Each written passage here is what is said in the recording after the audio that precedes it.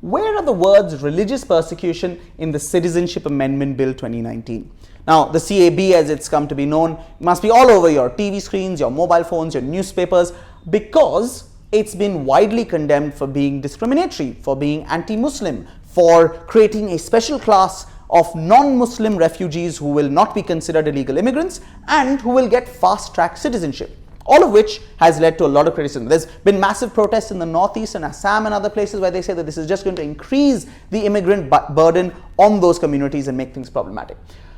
The way the government has tried to defend themselves is they've said this doesn't just apply to every Hindu, Sikh, Buddhist, Jain, Parsi or Christian coming from Pakistan, Afghanistan or Bangladesh. It only applies to people who face religious persecution.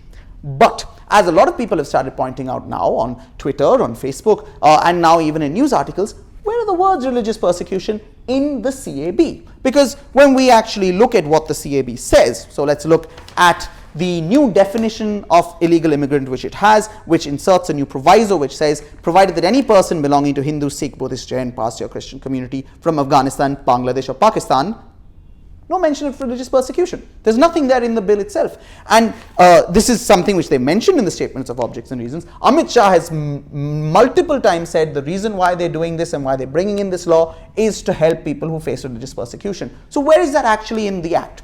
Now, contrary to what some people are saying, it is actually sort of baked into the law. There is an aspect of religious persecution in the Citizenship Amendment Bill, because one of the conditions under which someone who belongs to those non-Muslim, non-Jew, non-atheist communities from Afghanistan, Bangladesh or Pakistan, one of the conditions for them to actually be able to avail the benefits under the Citizenship Amendment Bill is that they have to have been exempted by the central government under the Passport Entry into India Act or the Foreigners Act 1946. Now, these are very important things because those conditions are where this comes from. Because in 2015, the government passed two notifications under the Citizenship Act and under the Foreigners Act to deal with the rules under those acts, where they said that if you belong to someone who is who belongs to one of those religious communities, Hindu, Sikh, Parsi, Buddhist, Jain, Christian, and are from Pakistan, Afghanistan or Bangladesh, then you are exempted from these acts. So what has been done in 2015 and 2016 by the government is they've baked religious persecution into those conditions, and those conditions then have been loaded back into the Citizenship Amendment Bill. But does this mean that the law is not discriminatory? Does this mean that this is a good way to include religious persecution? Because actually it's not, because, and the reason behind this is because when you bake things into secondary legislation, into rules and orders, the danger is that this can be changed at any time. So while in 2015 and 2016 they specified that only Hindus, Sikhs, Buddhists, Jains, Parsis and Christians who are facing religious persecution will get the exemption, in 2019, in 2020, in 2021 they could say the religious persecution element is not relevant. It can be changed at any time.